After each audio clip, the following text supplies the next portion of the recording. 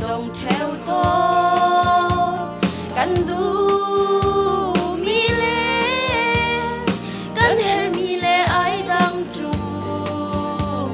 nang chu căn her ling yên lặng xoay tu na si to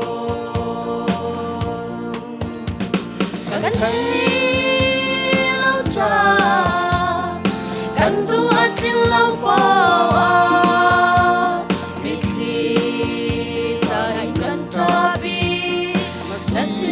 kan vui vai theo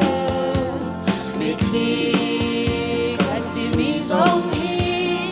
kan cha her mi an ra si ton kan cha ko khan le lai re kan cham tu ke boy si su the ter tu si boy lian na si ya pem ter tu Sonak lemo kana song kanuna na kanton ter walay api van kan sawa asang ton hiyaw tan songa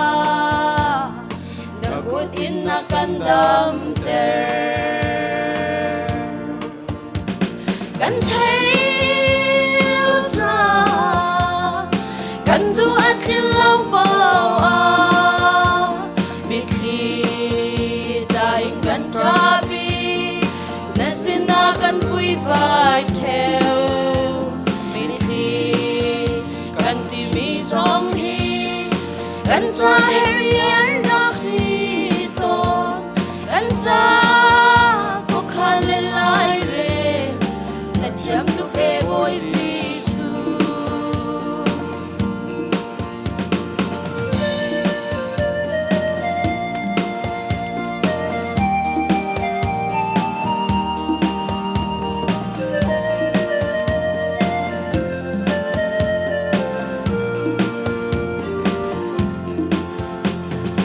Jehovah Jireh Batia Nasizia Bem Tertua Acan Atun Sung Satla Nangsong na kanton teri Kiliao Tana Kan Kachwarol Ruk Sisu Nakan On Piaki Lom na thar na kan peto kan thấy lâu xa kan du at tin lâu bao mi thi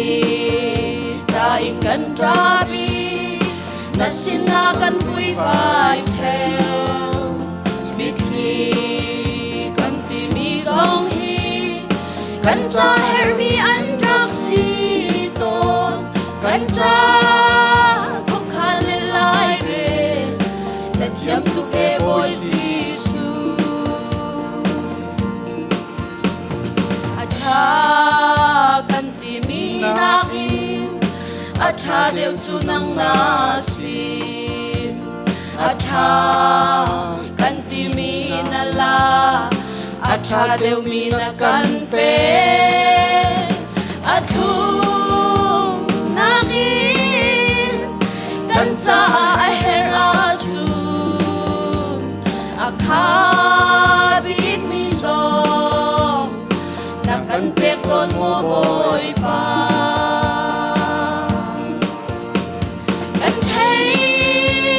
lâu cha kan du at tin lâu bao mi khi dai kan cha bi na sina kan vui vai